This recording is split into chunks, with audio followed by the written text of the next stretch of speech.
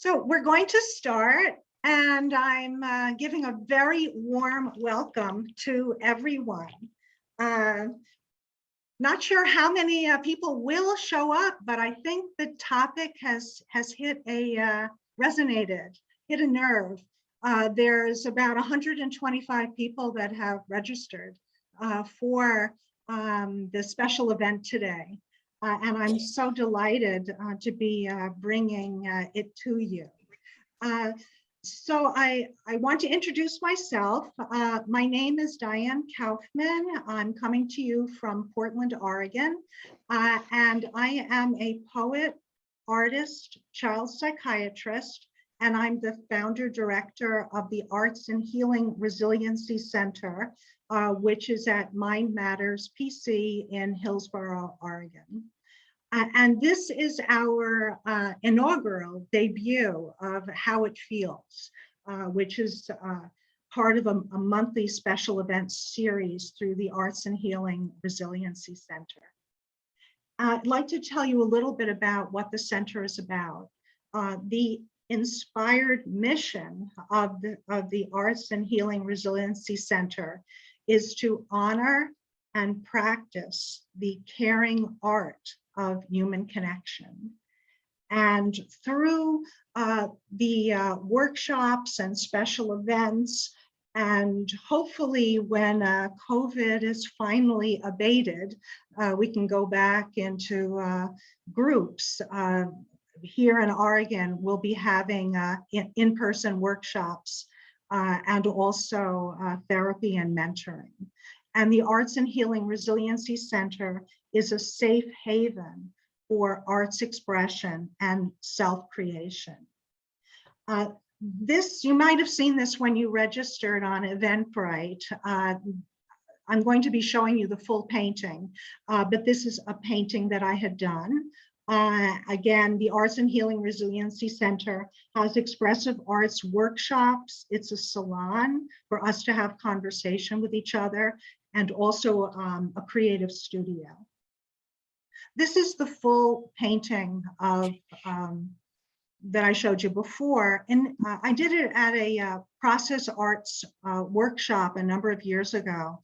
And initially I had called it Bird of Prey, P-R-E-Y, / Bird of Prey, P-R-A-Y. And then only recently I was looking at it again with sort of a new understanding, and I renamed it because I saw it differently. I called it Phoenix Bird Rising. And if you know the myth of the phoenix, it's a beautiful one in the world mythic bird that resurrects itself as a new bird from its own ashes. So my wish for all of us is that we should be the phoenix bird, rising up, renewed, and reborn. Here's a sweet picture of me from when I was a little girl, probably about 7 or 8 years old then. And I'm looking up. Who knew that many decades later, this photo would be used for this purpose, but asking, what does our past, present, and future yearn to create? And in thinking about that, I'd like to share with you a quote from the phenomenal dancer Martha Graham, who said, "There is a vitality, a life force, an energy, a quickening that is translated through you into action. And because there is only one of you in all time, this expression is unique. And if you block it, it will never exist through any other medium and will be lost." I want to share with you, I think, an example of that life force. This is a photo of me at a arts and healing workshop when I had first come to Oregon. I'm originally from the East Coast, and this was about 8 years ago. And at that workshop, we made paper dolls. And I'm going to show you, I still have that paper doll, which I keep in my sort of creative office. And the paper doll, I named her Braveful, Braveful, which was to help me with my fearfulness. And on her, I wrote, or it's typed, together, Braveful and I, together we make more now. So thinking about that paper doll and creativity and that life force, I think perhaps it's about when you're one with that creativity, when you're one with your courage and braveness, which comes from vitality, then you're fully alive, right? And then, you know, there's the other part, which is when we're not feeling fully alive. How can we help ourselves and help our loved ones when that life force of vitality wavers to extinction from anxiety, trauma, depression, bipolar disorder, other forms of mental illness, and societal illness, violence, and social injustice? How do we go on? How do we survive? How do we find meaning? And how can we make a contribution? And I want to share on a personal note that I have experienced myself anxiety, traumatic experience, depression, bipolar 2 disorder. When I was in my 20s, I had attempted suicide, and it was so severe. I was at that point medically hospitalized. I could have been psychiatrically admitted, but by that time, when I was stable, I was no longer in an acute state. It would have needed to be voluntary. And back then, when this all happened, I actually was a medical student. And I said to myself, I think partly because of even the more so shame and stigma from 40 years ago, I thought to myself, how could I possibly be a psychiatrist if I ever were admitted to the psych unit? And so I wasn't admitted. I'm interested in the topic of how it feels from a personal point of view, as well as a mental health care provider. But I want to talk about what the how it feels vision is. And that vision is to provide a deep dive, compassionate and healing look into creativity and mental illness, as shared by those with lived experience, to increase our awareness, increase our hope, and to foster our resilience. So with that introduction, I am so happy to announce our Creativity and Mental Illness, How the Arts Nurture Resilience, with Krispy DeRato, who is a composer, music producer, multi-instrumentalist. I want to let you know how Krispy and I crossed paths. So back in November, I had written a poem on suicide loss.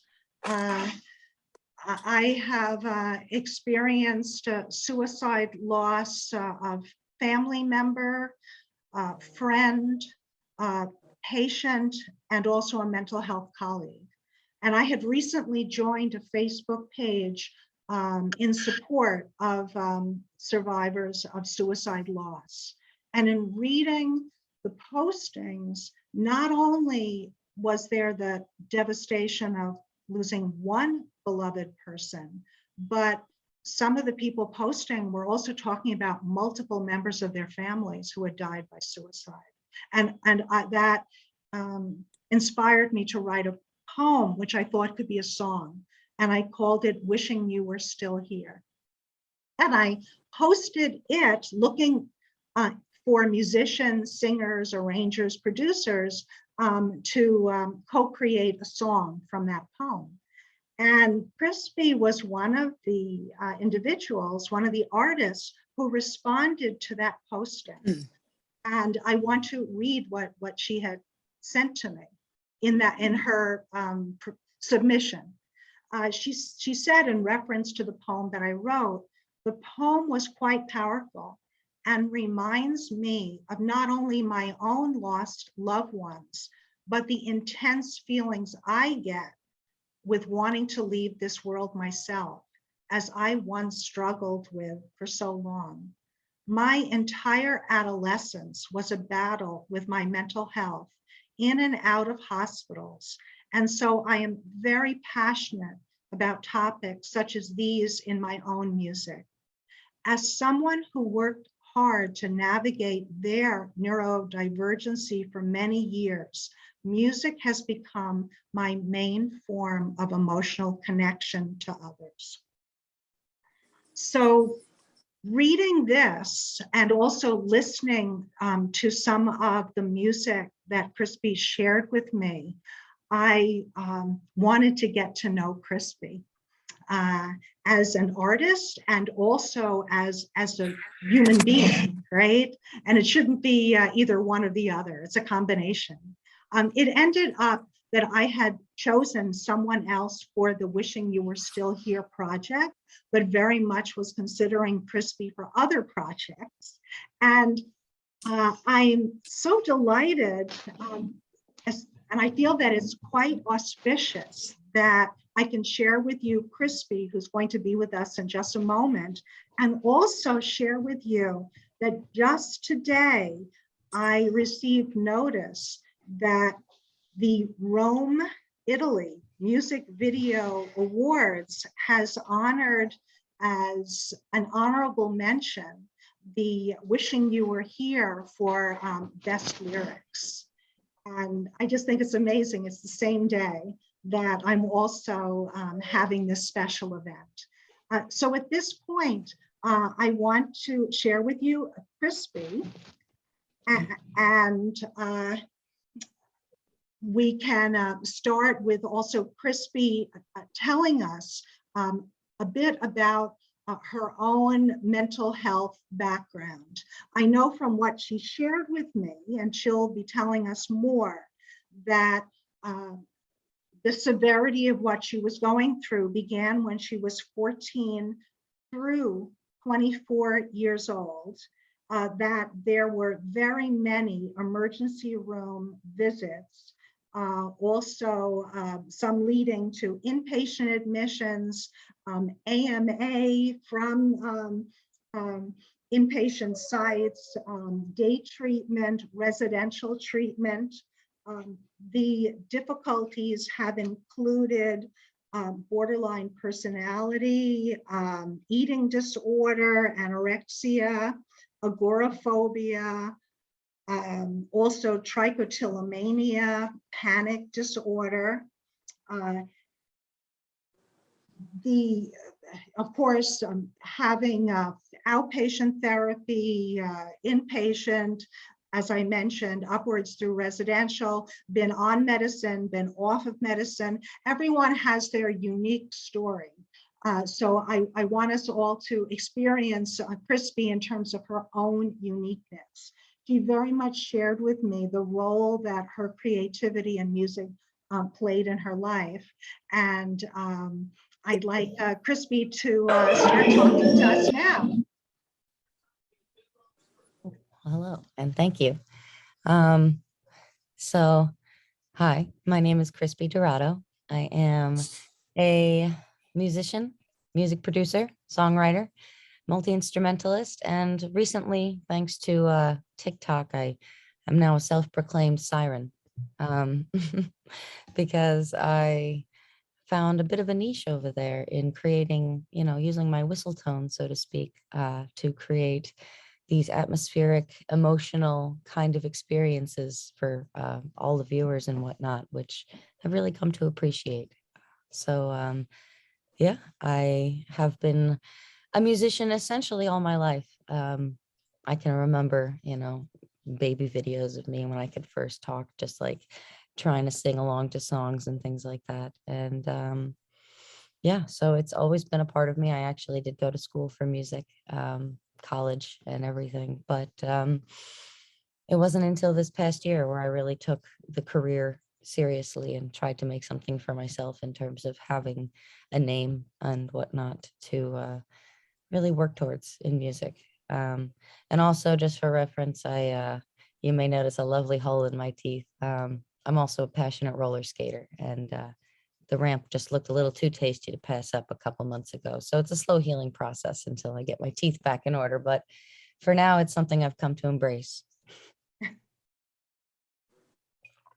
So yeah, in terms of the music that I have written, it is, as Diane mentioned, it is very deeply intertwined with my mental health, because I have been through a lot of individual experiences, in and out of different institutions and facilities and doctors, inpatient or outpatient.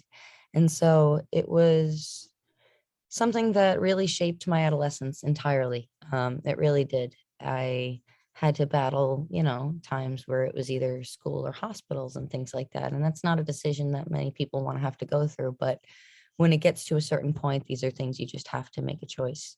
And so my choice was to focus on mental health because that was the choice that just had to be made. But through all of that, I took it very seriously. And I know that I am in a very fortunate position where I have a wonderful support system at home to help me get through what I've been going through. But by no means has it been easy or simple to navigate. Oftentimes it feels very much like many burned bridges and just lost opportunities, but it's easy to want to think that way when, it seems that way, but it's also easy. It's something you have to remind yourself of is that just because it seems that way does not truly mean it's always been that way. And it's easier to be convinced that it's always been difficult when you're already at the bottom, So I guess that's a huge part of me trying to build resilience through my music and being able to use my music as a way to communicate throughout my whole life. Diane, did you have something? Yeah, I wanted to ask you, could you, for example, in terms of mental health, describe to us intensity of feelings that you've had? For example, let's say having a panic attack. How does that feel for you? In terms of anger or wanting to either hurt oneself, one's body, or even to use it as a form of distraction, although that's not the best way to cut yourself, to distract yourself, not advocating that. But just describe from your own lived experience what some of what we call or what we know of as, quote, mental health difficulties, how that feels, how that manifests. Sure. So having borderline personality disorder has been one of the biggest things, one of the biggest hurdles for me to figure out. And I would say that because just in having borderline, it causes you to feel on such an intense scale and on a scale that you can't see coming, essentially. So, it's like, it's not 0 to 100, it's 0 to 1,000 and through the roof, plus an explosion on top. It's, you can't ever predict, in the beginnings. That's where I really struggled, was that my emotions were very erratic and difficult. They were not stable in terms of the fact that I would be easily affected by things. I wouldn't be able to brush things off. And so these things would spiral. For example, it could be something as valid as, someone legitimately saying something that I felt wronged by. However, it was, it was a combination of, yes, people may say things that don't sit right with me, but it's also, I think, certain sense of my own responsibility to recognize how these things make me feel, how to, if these situations can't be avoided, how can I just not allow my emotions to immediately get the best of me and rather sit back, remove myself from a situation and think, logically through it before I proceed to act and speak. And it led to a lot of bridges I felt that were burned back in the day, in terms of like high school and whatnot, and even into college, where it wasn't necessarily that, I ever wanted to be vindictive and go out of my way to hurt people. But what I felt like was a big fear of abandonment in me, which is very prominent in those with BPD, in that I very much struggled to have a sense of self. So, when I don't have a sense of self, it just made it very difficult for me to really associate with anybody and really connect with people as I needed to. And so, that compounded on top of the fact that I'm afraid that I don't want anything to go poorly because I won't be able to handle it if it does, I would tend to retreat anyway. So it led to a very long period of my life where I just became very socially isolated. And that was very difficult to handle. Because again, I think nowadays the support systems that I've built up are some of the most important parts of my recovery. But when it comes to things like panic attacks specifically, so I have struggled with agoraphobia now since 2017, on and off. But at times it has left me housebound for months, with the exception of my parents dragging me out to a doctor's appointment or something like that. This time last year, I had a business or actually over a year ago now, about a year and a half ago, I had a dog grooming business, a mobile dog grooming business that I had started up. And that essentially came crashing down because my agoraphobia got so severe, in which before I would even leave the house to go groom a dog, I would start to panic about every potential thing that could go wrong. And these panic attacks wouldn't just manifest in the form of just, heavy breathing and heart racing. And, they would manifest, they started out that way, at the beginnings, but over years and years of having this, it was, people would look at me and they would say, "Are you having a seizure?" My eyes, I would lose motor function. It would manifest in ways that were very uncomfortable, to say the least. It wasn't just like when people say panic attacks or it just feels like the end of the world. Yes, it absolutely does, but it's not just in your brain, it's in your entire body, just like going haywire and shutting down in ways that are not fun and scary in the moment, because it feels like that's all that will be, like I said earlier, when you're in the darkest of the dark and the worst of the worst, it's hard to see out of that.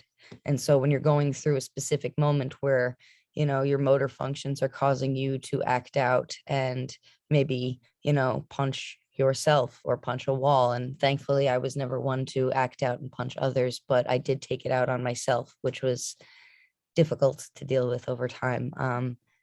Self-injury is not something that I took very lightly and still don't to this day. And I'm proudly, have done a lot of work with my therapists over the years to mitigate my coping mechanisms to be less harmful to me. And that's something that I had to work on. It's not like you can just expect to replace something that you relied on for so long, but over time, it's a matter of really being resilient and working at it, because your brain can be rewired. It just won't happen overnight. It requires a lot of work for me to go from wanting to default to these very intense coping mechanisms that were harmful and could potentially land me in a hospital, which was never going to be helpful in the end. But it's hard to see that in the moment, so you see that as your way out. And Krispy, we have a question from Rochelle. She's asking, did your agoraphobia, was it impacted by the COVID-19 quarantine and isolation? so Yes and no. It was actually very interesting that when the bulk of the quarantine was happening in earlier 2020, that was when I was actually starting my grooming business. There was, I'll get to this eventually, but there was a period of time, 3 years or so, where I was not doing music. And so during this time, I was grooming. So this was actually the tail end of my grooming time, the last year of 2020. And this was during quarantine. And so I was kind of in luck in a way that it almost worked to my advantage briefly, where people, everything was shut down. And so people, A, they needed to have their dogs groomed. B, I wasn't able to work in a shop for A, everything was closed and I just was too scared. Um, and so it kind of worked out where through word of mouth, just Kings Park moms and things like that, where I live, we got I got a bunch of clients essentially they would just, through a social distancing method, they would just bring their dog to my garage, which had a nice warm setup and a just at home setup.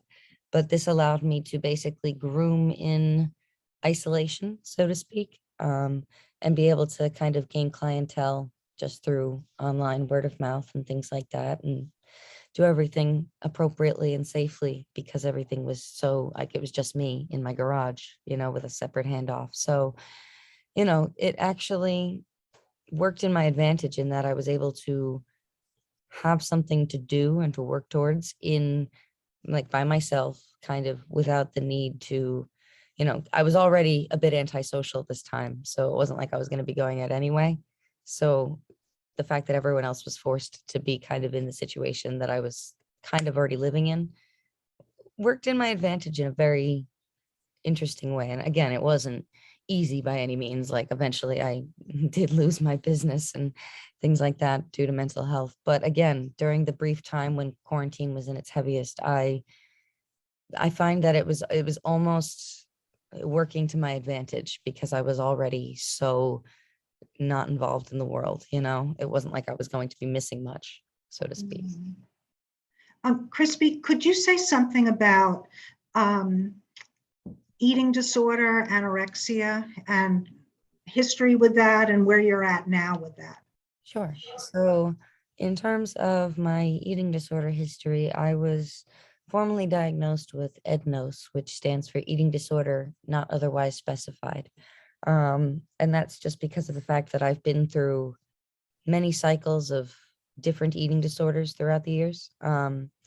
So it all kind of began, in general, all of my symptoms, I would say, for most mental health really began at 14. Um, but with my eating disorder specifically, all throughout my childhood, I did struggle with my image and being comfortable in my own skin.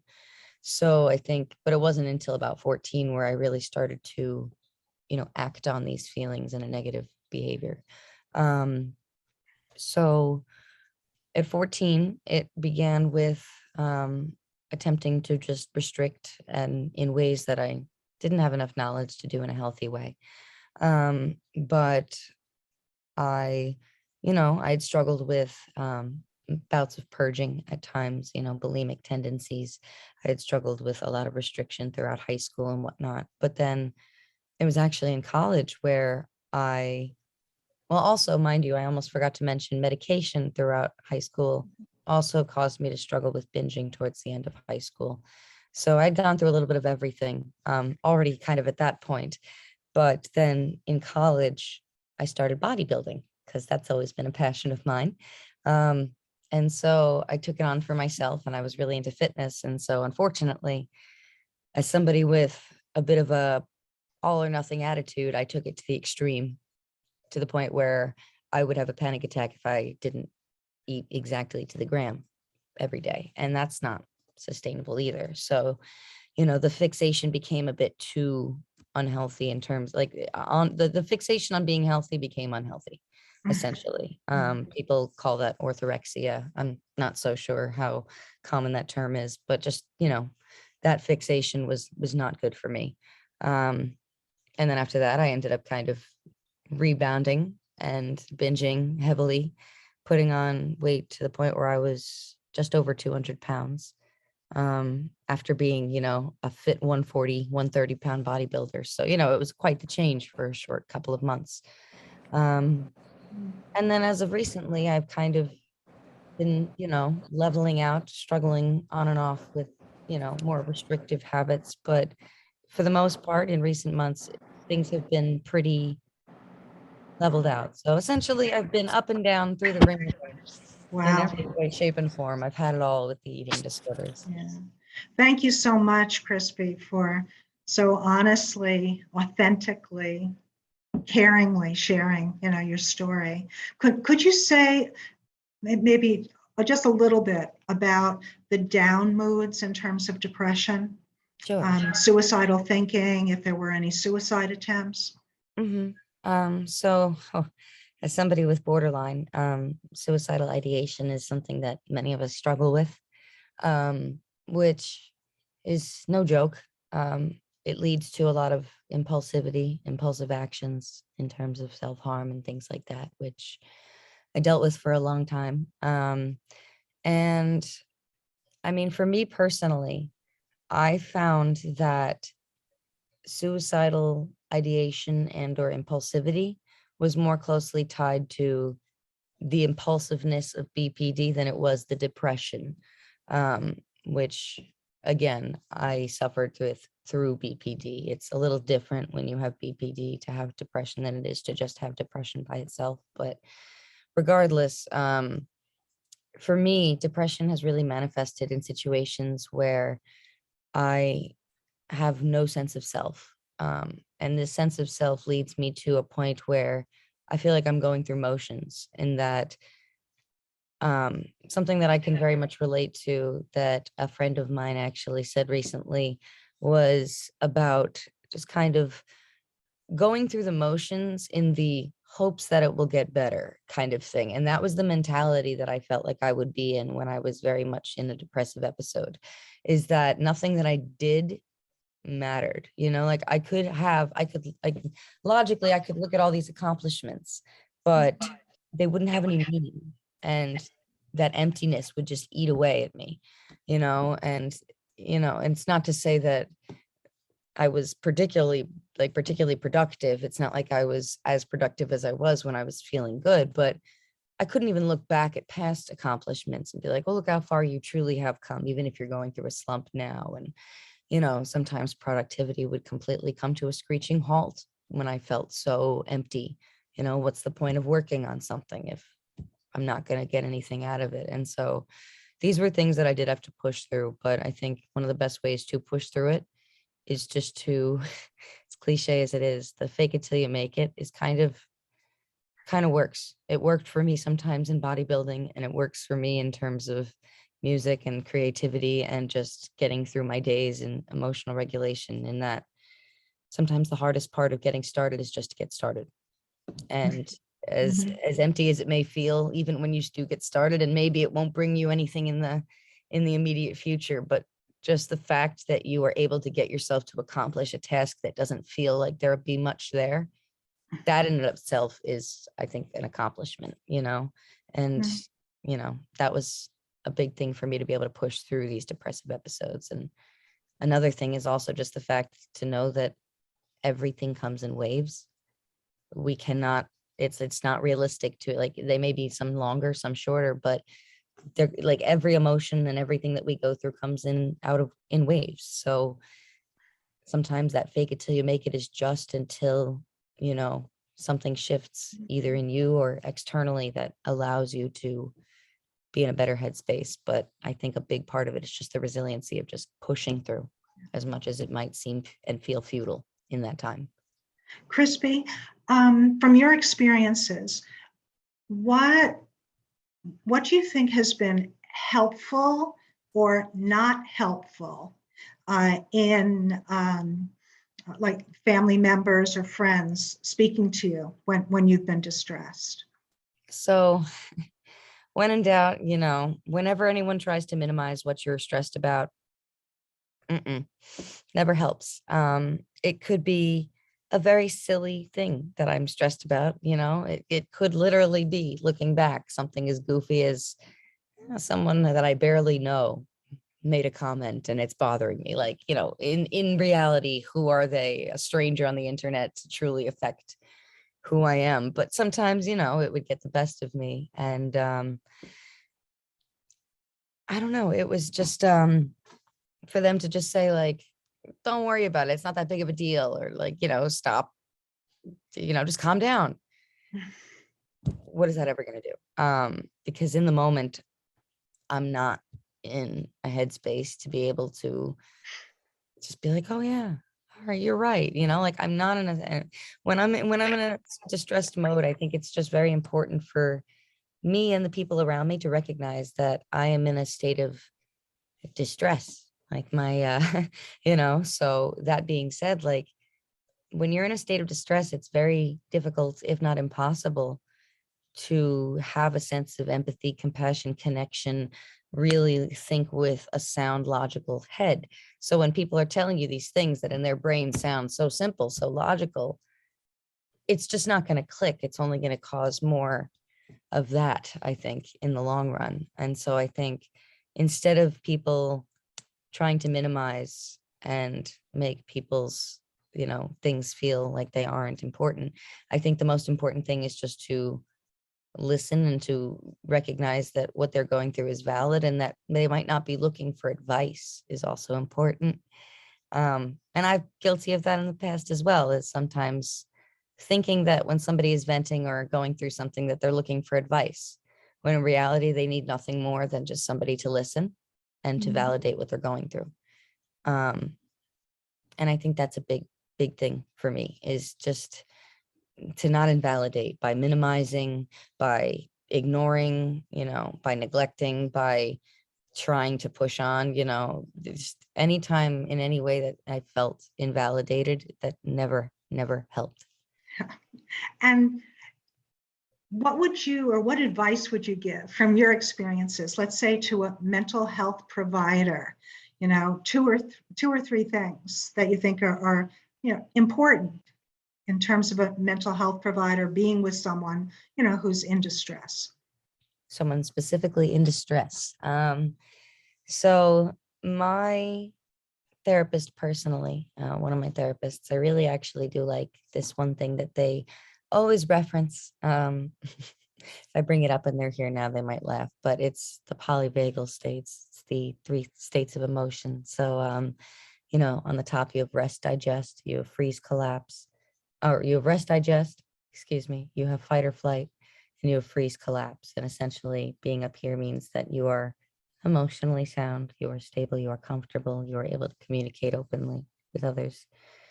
Fight or flight basically means that, something is causing you anxiety, something causes you to want to fight, to fight back, to whatever, get defensive. And then freeze. Oh, thank you for the hand tattoos. I just saw a little something coming in. And then the freeze collapse is essentially just a complete closed off emotional sense of, I don't want to do this. I don't have the energy, the time, the anything, just a sense of defeat almost in an emotional sense. And when I'm going through something that is very emotionally charged and I am in distress, I've actually found it really, really helpful for my therapist to literally bring me back to my body, because sometimes that's not easy for me to do myself. And over time, I've gotten better at that. But to quite literally in the moment, like say, you are in like one of these two down here, like I don't know, it's just for my therapist to quite literally just tell me, like, biologically everything that you were going through, it's like biologically validating what I'm going through, so with that, it's like what I'm going through is a natural human response to something, and for her to just essentially tell me that and just point out these obvious facts about what my body is going through, it kind of just causes me to focus on that rather than what emotions are causing me to be that way. I think the focus on that mind body connection has been a really big help in terms of just bringing me to a better place. I know people always say, like, try deep breathing and this, that, and the other. And personally for me, like I understand the like deep breathing. I like to use the word control your lungs because it just gives me that sense of control a little bit more if I really do get out of control. But I think it's very important to be a grounding source for somebody. And that isn't to always provide answers, but that is just to bring them to a place where they're able to think about the problems when they're in a better headspace, you know, to kind of remind them that you're not going to solve anything when you're thinking like this. You're only going to solve things up here. You're not going to solve anything down here because everything is clouded and mushy, you know? So I think that's a really big important thing, is just the validation through body and mind connection has really been helpful for me. And that was thanks to my therapist that really brought that out. Thanks, Crispy. I'd like to open it up to everyone in the audience. If you, I guess you could unmute yourself. And if you have a question or you'd like to ask Crispy, or a comment that you'd like to make. And while we're waiting to see if someone wants to do that, maybe Crispy, do you want to look at the chat? Because there were some questions also directed to you. Yes, I'm taking a look at that now, actually. So let's see. What is my way of coping now? Is the one that I missed first. So nowadays, when I get to a place where I feel emotionally overwhelmed, my first thing to do is, and mind you, I have built up over the past many years, especially this year, the resiliency to be able to recognize this sooner. But I feel like when these things start to occur and I start to feel like I'm relapsing either emotionally or in my actions, the first thing to do is to recognize it. And only then can I truly remove myself from it. And through that, I've found that I have certain support systems that I can reach out to, but if they're not available, within myself, just I found little small things in my body, literally like ticking style things that I have found are ways to help me bring myself back to my body. I have worked with an acupuncturist for the past couple of months that has taught me some various small tapping techniques, and I'm working on applying those. But even before I started working on more conventional, techniques in terms of coping, back when things were very intense, I would even go so far as to just splash immensely cold water on my face and force myself, like, to shock myself out of a panic. I have since obviously music is the biggest distraction that I have ever found, which I'll be getting into. But essentially the biggest thing for me is recognizing what ultimately causes these moments of spiraling. And for me personally, a lot of it had to do with this strong, I guess you could say, existentialism around a lack of self and just a lack of an ability to, what I felt like at the time, function normally, in society, is what it felt like to me when I was hiding away. And obviously that's not the case now, but finding that sense of self through hobbies like roller skating and music and just things like that. And just those are really the things that I found to just distract myself and remove myself. And again, it's only been through years and years of work on recognizing the early signs of spiraling, like the early signs of these intrusive thoughts. When I recognize what those are is when it's easier for them to fight it off, which took a long time.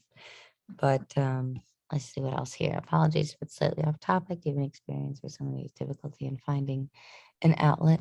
In finding an outlet in general. So for me personally, music has always been there for me. But when I wasn't doing music, because there was 3 years after college where I kind of resented it because of just college experiences and just a lot of things that happened personally. But during that time when I was not doing music, I very much was struggling with a sense of self in certain ways, but I found it in others, in that, like, I loved animals. I loved doing hair. And so I started becoming a dog groomer. And, ultimately it was just because I needed a job at the time, but I was able to kind of turn that into a passion by itself. And I think that one of the biggest things is to think outside the box, because the fact is everybody is so vastly different and unique. And even the most niche things that you might be into, you are bound to find people into those things. And sometimes it's even as exciting as just thinking outside of the box in terms of what are two broad things that I like, that I just happen to enjoy. And are there things that people have done to already combine them? And it just takes a little bit of creativity and looking on forums online. I know Reddit things, so people always have things on Reddit with different passions and hobbies. Literally even YouTube. A lot of people have, they have YouTube channels where they are already a part of a community, and it's through that you can start to just find other people. It's just a matter of thinking outside of the box, being open to different things, and acknowledging that the things that you've enjoyed in the past, like even if you haven't found ways to inherently be passionate other than just by like consuming it, maybe you just enjoy the sound of music, but you don't want to make it or something, there are outlets for everybody in every facet of what everyone likes to do. So I think it's just a matter of thinking outside of the box, and reaching out through different communities, especially online, because online is honestly a really good place to just start and look. A couple more things here. Let's see. Thank you guys all very so much. Let's see. I enjoyed. Oh, thank you for listening to my music as well. Self-harming can be eating disorders, drug addictions, hurting your own skin, feeling isolated in your own world, your own mind. So important to reach out. Oh, thank you for saying I am brave as well. That's the other thing is when it comes to self-harm, there are so many facets of self-harm. And I think it just comes to, obviously, there are generalized things that aren't good for nobody, but you also have to be important and honest with yourself, like are specific things not serving you as well. And it may serve somebody else, but not you. And that's something I think that comes with being honest with yourself about. Med switches and struggles with that. Many. I have a front to back list of all the medications I've essentially been on, with all the fun side effects I've had to deal with. For me personally, it's not something that particularly worked for me. And that I think that has to do with the fact that one of my biggest issues is my personality disorder, which oftentimes is more of a therapeutic based treatment. Not to say that, there aren't times when, certain anti-anxiety medications and antidepressants and things like that may have helped and may have slightly in the past for me and will absolutely help others. But for me, I've gone through a lot with medication. It messed up my hormones here and there, but it also, at times fixed things. It's just, medication is not something to be taken for granted. It affects the body a lot and the mind a lot. And sometimes for the better, sometimes for the worse.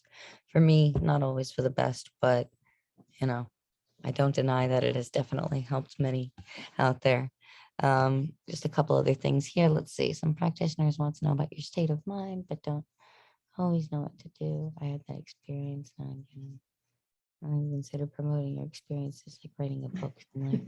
A book. I have not thought about writing a book yet, although I feel like I've got more than enough words to fill up like a nice 1,000-page. Yeah. But I would encourage you to write a book, right? Or do a TED Talk. Really, you're so fluent and have so much to share, really. I would consider it at some point, maybe. Maybe after a little more experience, but So how about we now segue into your music? You want to share, right? Yeah, sure. So I guess I will share my screen here real quick. Okay. So let me go to my first video, which is not this one. So welcome to my YouTube channel. I made it myself. And so I might be an advertisement. So yes.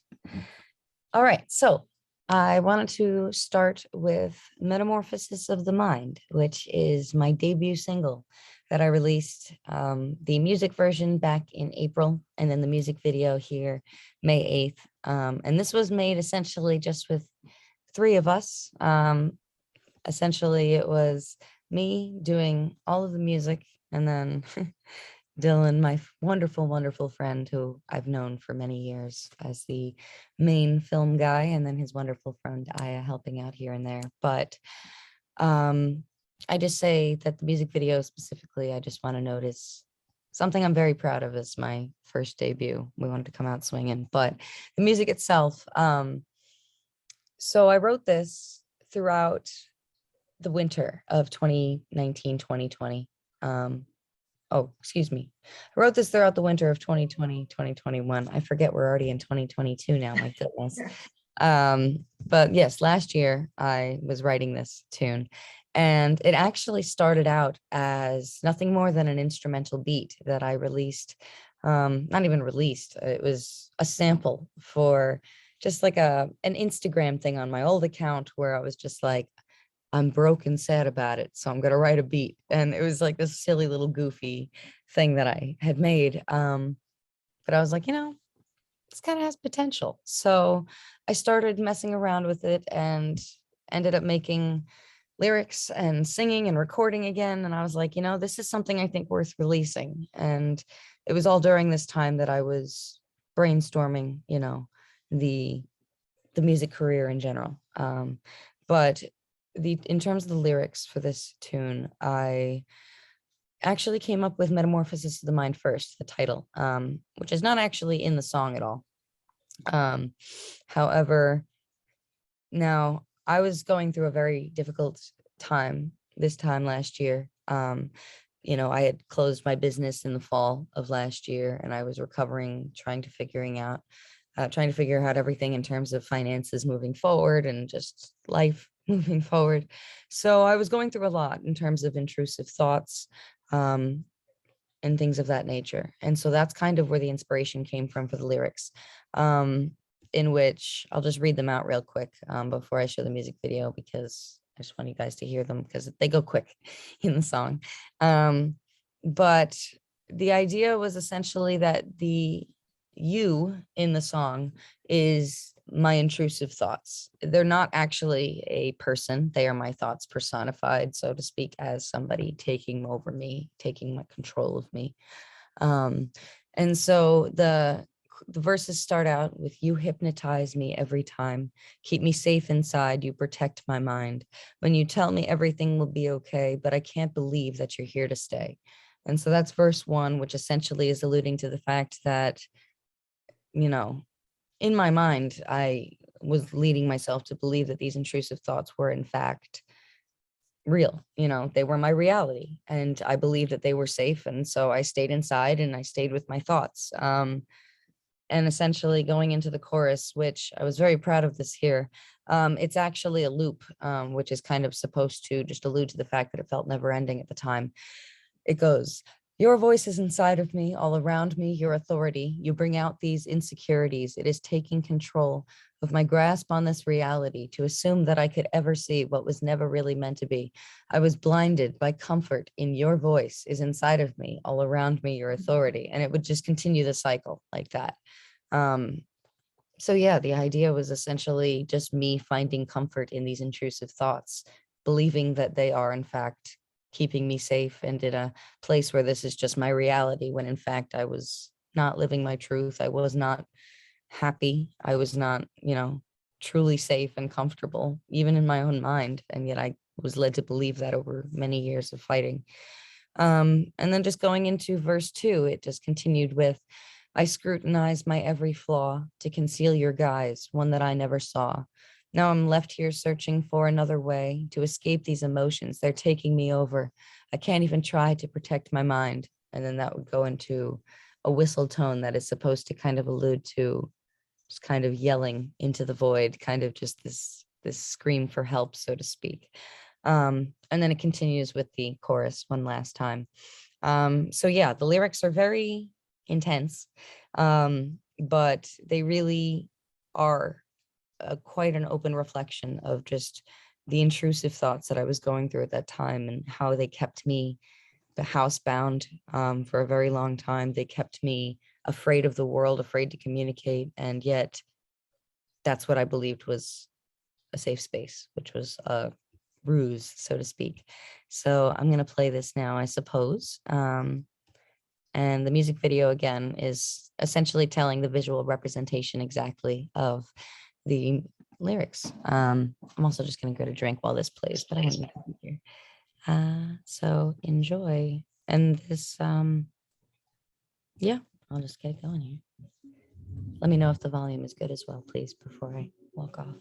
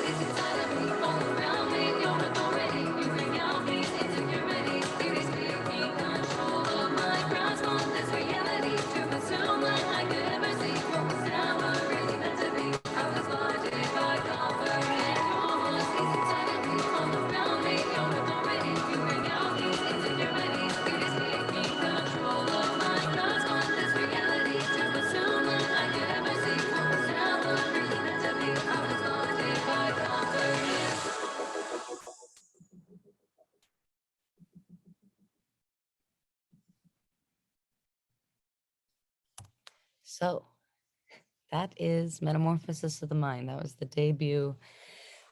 Coming out swinging. Oh no, Squarespace, don't advertise to me. So yeah, that is Metamorphosis of the Mind. That was the debut, all about just intrusivity and just fighting your personal demons, essentially. Crispy, what's it like you're watching that, knowing that came through you? Looking back now, I'm just really proud of it, honestly, because that's the thing is like, I feel like music is nothing more than, well, it's a lot more than, but it is a snapshot, of your life in that moment. And so looking back at that, it's like, not only am I proud of the product, given just how little of a team and budget we had, and the fact that, that second half, just the ending chorus with all the stop motion, like that 3 seconds where I'm flying in the air, that took us an hour and 15 minutes of me just laying in one spot on a hardwood floor, not able to move. Like I couldn't even adjust where my shoulder was cramping after 20 minutes.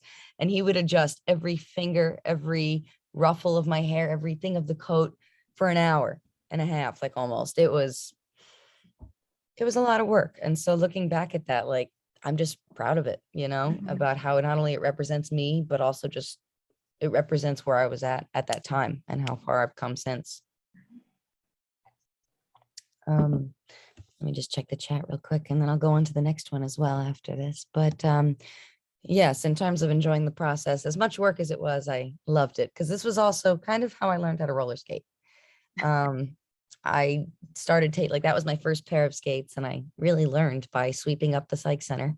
That's an abandoned psych center, by the way, in my town, that we filmed in, which was even more fitting. So yeah, I kind of learned by sweeping that place up, and it was a lot of fun. So yeah, it feels just very empowering to look back on, to listen to, and all of that as well.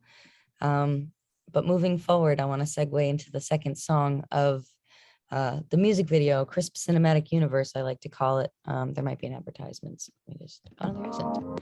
So Faye is song number 2 in the release lineup. And this one was done with nothing more than me on a longboard and a nice dress, and my friend who I gave my camera attached to this very camera gimbal. And I said, follow me. So, even less of a budget than the last one. But again, it's just more about the creative process, I think, than anything. And so the song itself, I think the lyrics are on this. And if they're not, yes, they are. So Faye was the second song in the Crispy lineup. And essentially, this was my letting go anthem, so to speak. Whereas Metamorphosis of the Mind was all about, being trapped by these intrusive thoughts that I just did not think I was going to be able to escape for a while. And, Faye was written not long after. And mind you, the instrumental itself was over a year old and went through many alterations of trusting the process before it even got to what it is. But, it was really about just letting go of the fact that I wasn't happy with myself and the way that I had led my mind to just kind of, play victim to every difficult thing I had gone through. And not to say that those things weren't rightfully valid and difficult, but, it's up to me ultimately to take personal responsibility. I think my biggest thing that I wrote at the time was that I have every ability to take back my power. And that's just essentially that's what this song ended up becoming. So the lyrics themselves, I thought was very exciting, very smart. Whereas Metamorphosis of the Mind, with butterflies being kind of a part of the theme of the title, I wanted to continue that with Faye. So I said, I could use a little help. I've got these butterflies inside of me unwillingly. Is anybody there to remind me why they always take air? These wings inside of me tell me all I need to know. Why I'm so suddenly ready to let go, because there's only room to grow. And that's the opening verse. But yeah, essentially that was kind of just alluding to the fact that I truly did feel uneasy. And kind of like, if anyone's familiar with tarot cards, the Fool is a card that kind of represents just embarking on a journey without having it all planned out, but just doing so anyway and trusting the fact that you'll figure it out as you go. And that's kind of where this song came in. And so as the beat kind of opens up and everything, it just says, I remember all the things I wanted to hear when I didn't have the words. So I fill these veins with the sunshine in the California haze. The future holds better days. And then the chorus is nothing more than float away. And continuing on, it just says, the ground and everything below me, it feels so far away.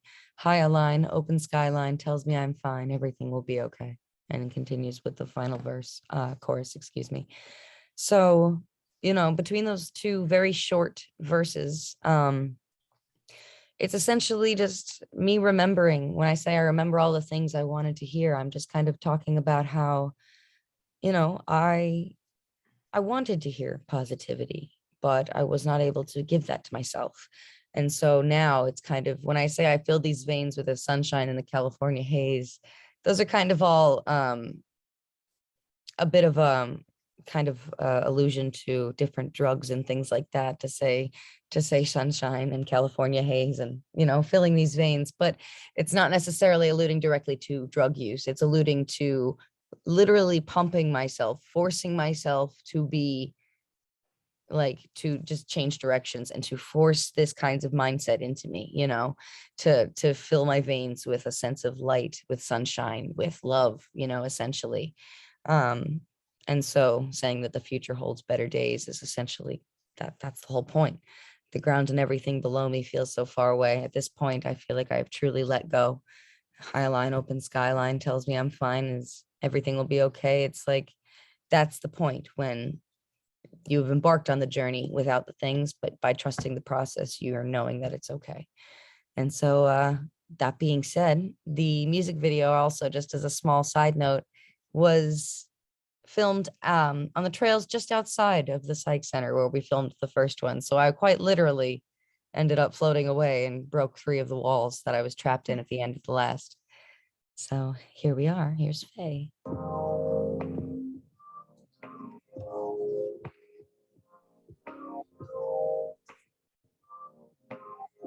I could use a little help.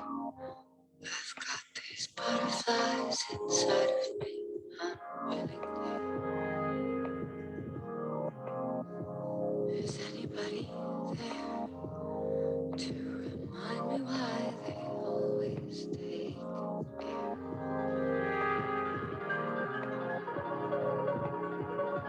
There's these things within inside of me.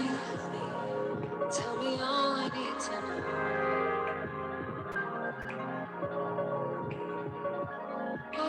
Why am I so outside of me? Ready to let go. This is only way to go. I remember all the things I wanted to hear when I didn't have the words. So I fill these veins with sunshine in the California haze. The future holds better days.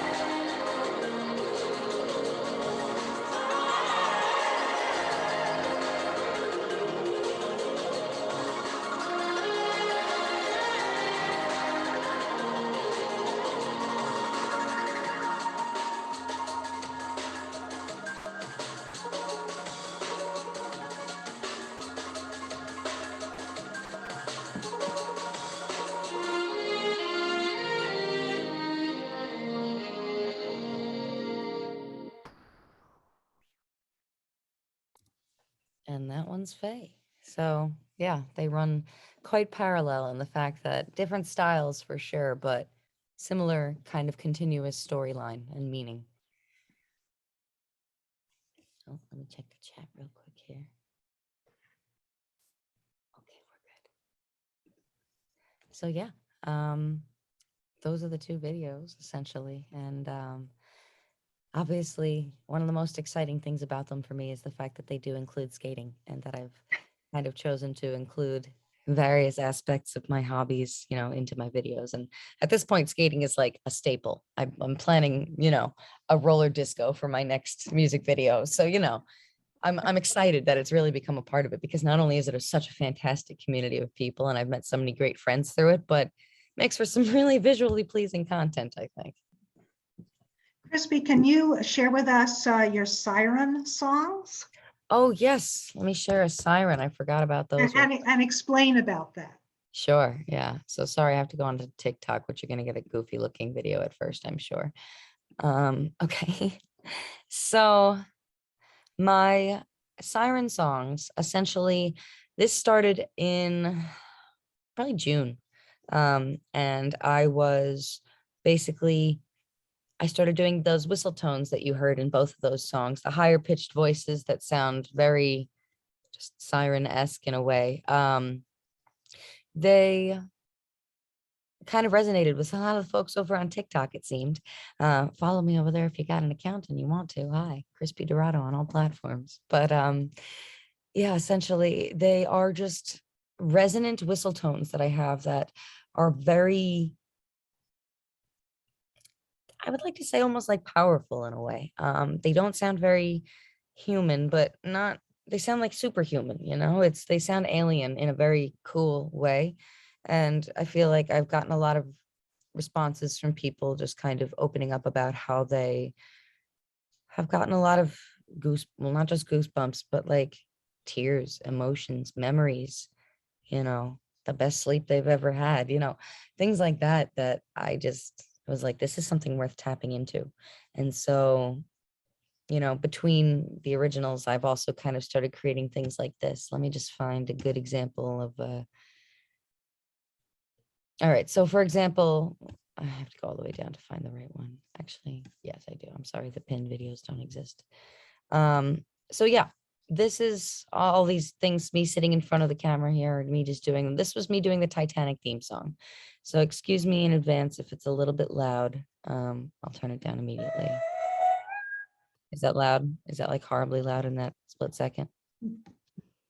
Try it again. Hold on, I gotta make it smaller because it's, let me just turn it down here.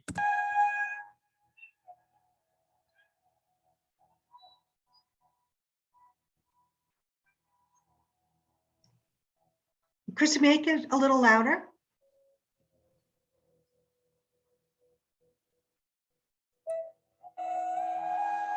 Good. Oh, sorry. No, there we go.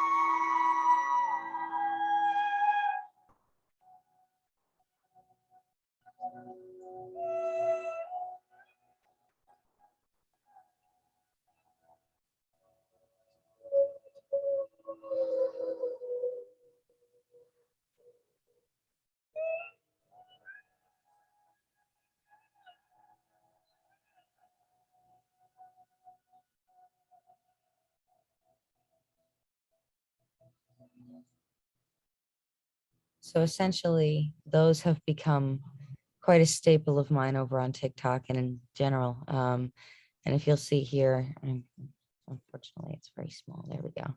You'll see, like, if I were to just even quickly scrolling through the comments, people talking about how like anxiety It solves them, their dogs. It's peaceful to them. It reminds me of, family members, making them cry.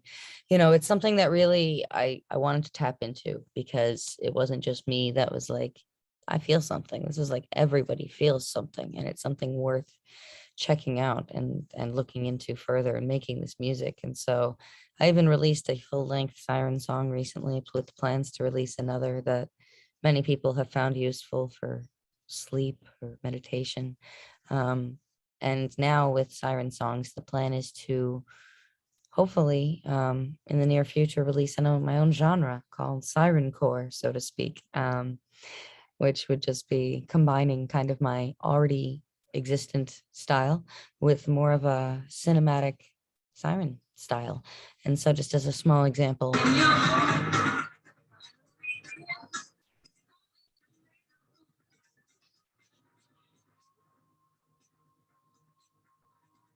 Not really hearing it. I want to blast you guys away. Yeah.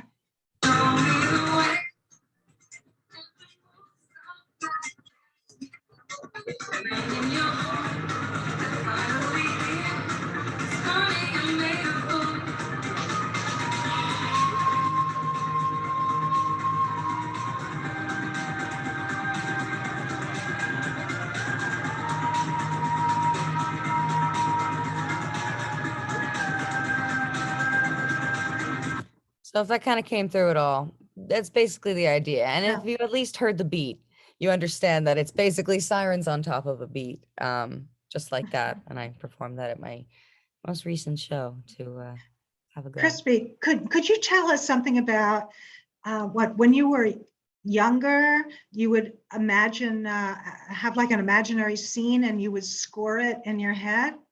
Oh, yes.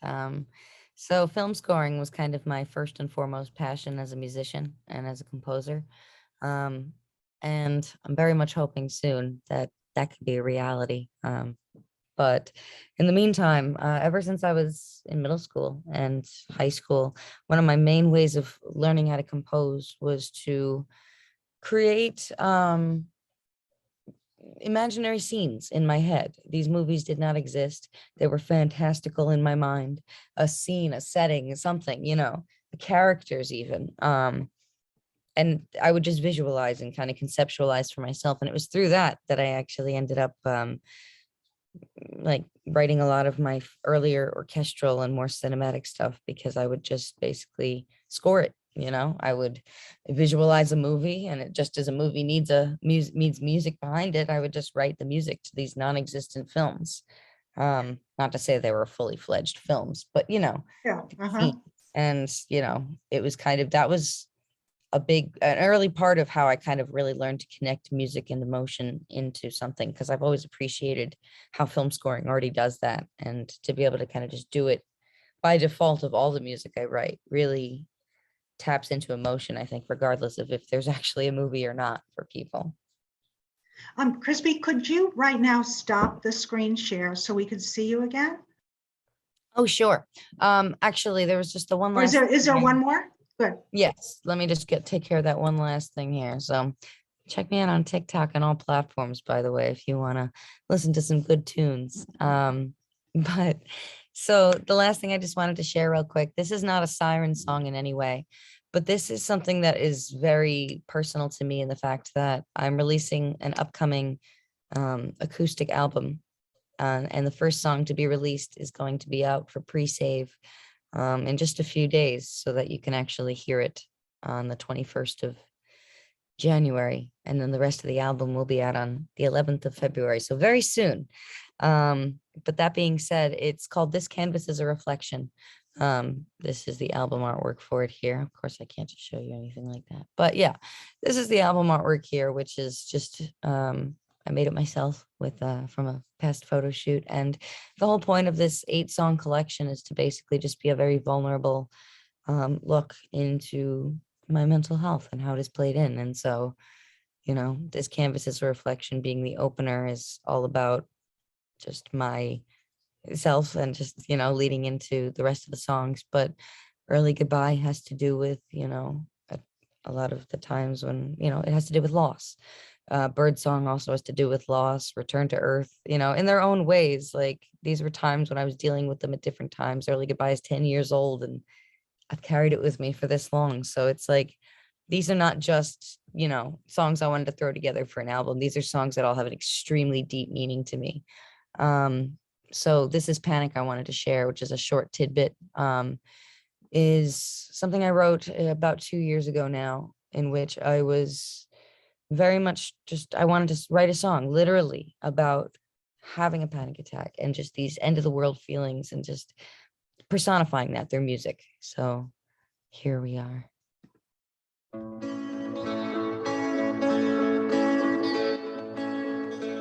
Step inside and shut the door.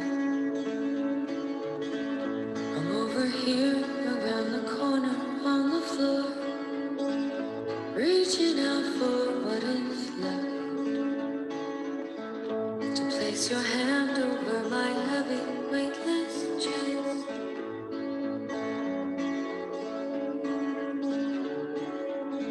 I'm digging deep to find the words to tell you what I feel, but nothing's coming through. My lungs are gasping with a tiny bit of oxygen. The world is trying to steal from me and take me to my grave. But I'll fight it till the end, 'cause I know the world ain't black and white. It's all the shades of every hint of gray. I know it seems I can't sit still, but in reality, I'm frozen to the core. My hands are shaking, eyes are crying, mind is wandering left and right, but my body seems to just want to sit tight. I'm evolving by the minute, but my mind has reached its limit. I'm not sure I'll make it through this one tonight.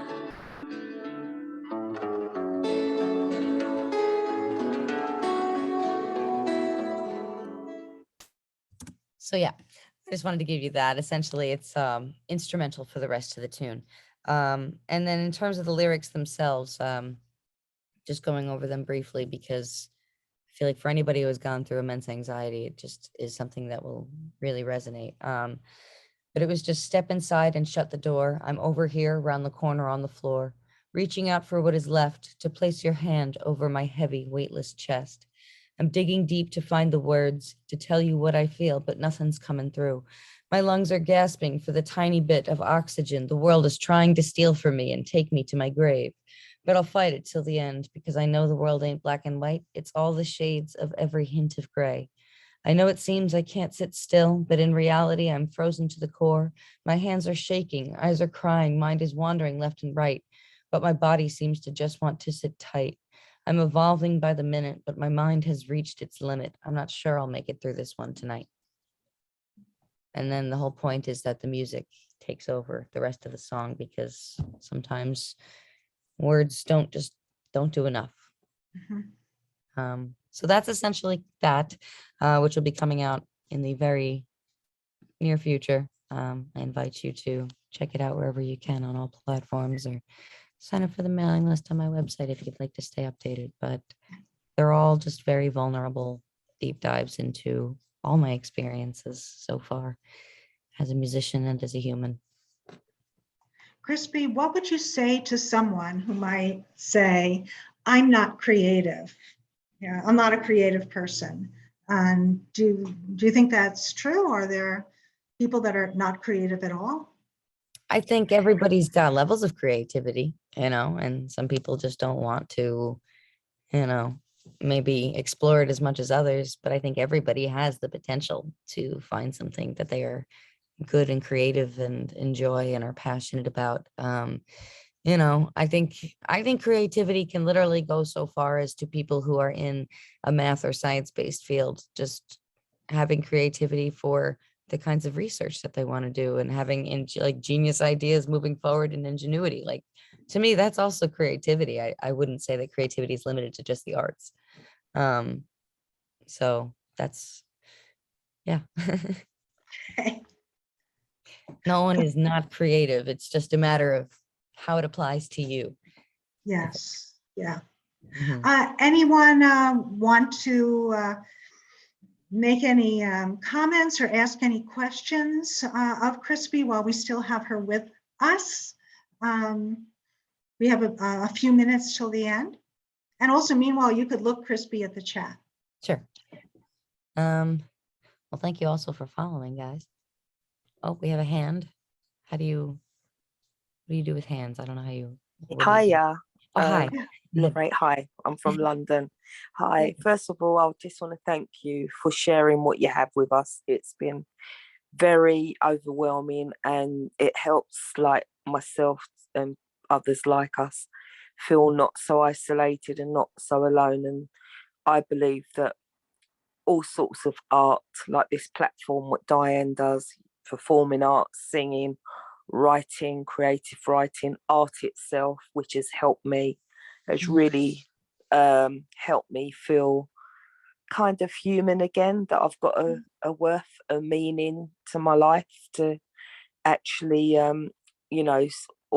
lot of my problems started from childhood trauma and different experiences. I've, especially growing up, as you say, in the US, biracial, a mixed race, we say over here in the UK.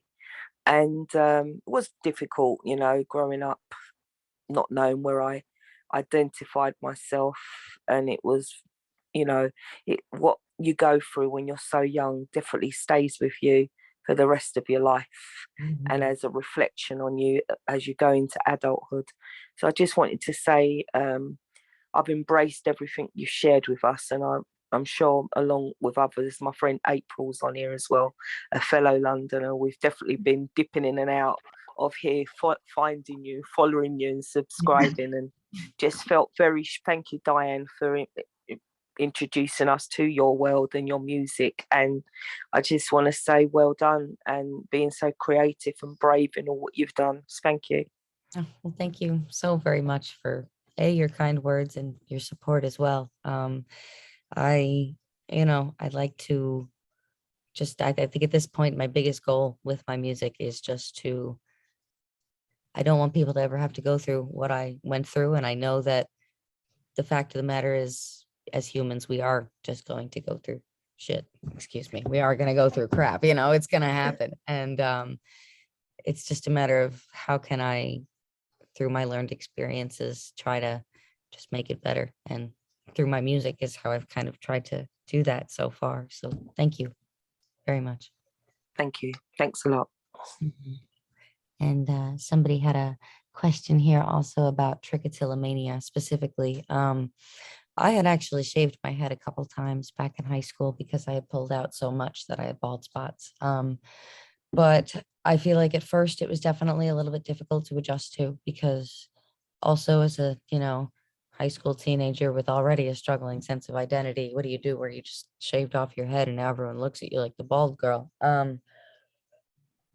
But I also I love hair dye and I love experimenting, and just similarly to how I feel like my tooth, I didn't ever look at my tooth when I busted it a couple months ago and say like, oh God, like, please don't look at me. I kind of embraced it. And I was like, yeah, it's cute. It's quirky. It's a badge of honor that I'm that hardcore at the park, And so with trichotillomania, it was kind of a similar thing in that, yes, I did have my initial struggles and trying to figure out how I felt with it all. But in the end, I was like, for me, I like to dye the peach fuzz. And the fact that it was shorter allowed me to dye it more often without damage, because it was just shave it off, dye it a new color, shave it off, dye it a new color. And, I'm not saying that shaving the head is for everybody. But for me personally, it, it gave me, it was an unexpected sense of power. I think that's the biggest thing, is recognizing that every part of us, although negative may exist, it's like we may find these things about us that we don't find ideal and that we think other people look down upon us for, but it's a matter of personal perspective. And if you truly do have a sense of self that is unbreakable, I think it can be, these don't have to be negatives. They can serve as, inspiration for others rather than just things that bring you down, because it's all a part of a human experience. not saying everyone's going to bust their teeth or have to shave their head or pull their hair out, but just anything people are uncomfortable with, whether it be a part of their identity, the appearance, or themselves. It's to recognize we're all going through something is, I think, the most beneficial thing about my music is that I can really see that through others, and I can share that with others. So yeah, Trichotillomania into music segue after that. Thank you yeah, so much. thank Are you. there any other chat comments you want to read out loud? I just wanted to double check here if there are Yeah. any missed questions. Just a side note, yes, that also was my voice on the siren songs. That's all like unpitch corrected whistle tones. I've got a bit of a piano-sized vocal range, so I like to use that when I can. But in terms of this, and thank you everyone who has said anything, words, kind words, support, and or just related experiences. I really appreciate you guys all for being here. And thank you also so much, Diane, for having me be a part of this. This was kind of my first experience into being able to just openly talk about this and how it relates to my music. So it was really nice. Oh, thank you so much from the bottom of my heart. I'm so glad that you're shared with us today. So I wanted to mention that the Arts and Healing Resiliency Center meets on a Saturday, Portland, Oregon time, 1 to 2 p.m. on a Saturday, 3 times a month. And once a month on a Sunday, such as today, for 90 minutes for a special event. So we will be having the next, what I call Follow Your Art's Heart Saturday workshop, 1 to 2, which is next Saturday. And our next special event will be on February 20th. It's going to be on relationships and insights from cinema. And Dr. Charlene Gelt is going to be presenting on that. If you look on Eventbrite at the Arts and Healing Resiliency Center page, it will list the links to all these upcoming events. And if you want to reach out to me, and I'd love to hear from any of you in terms of your experiences from today or other workshops or ideas you have for the Arts and Healing Resiliency Center, you can reach me at this email. It's drdiane, DRDIANE, at Mind Matters, Thank you. God bless. Bye, everyone. Thank you, Krispy. Bye. Guys also very much. And thank you for the last few comments coming through as well. I just got a chance to see those.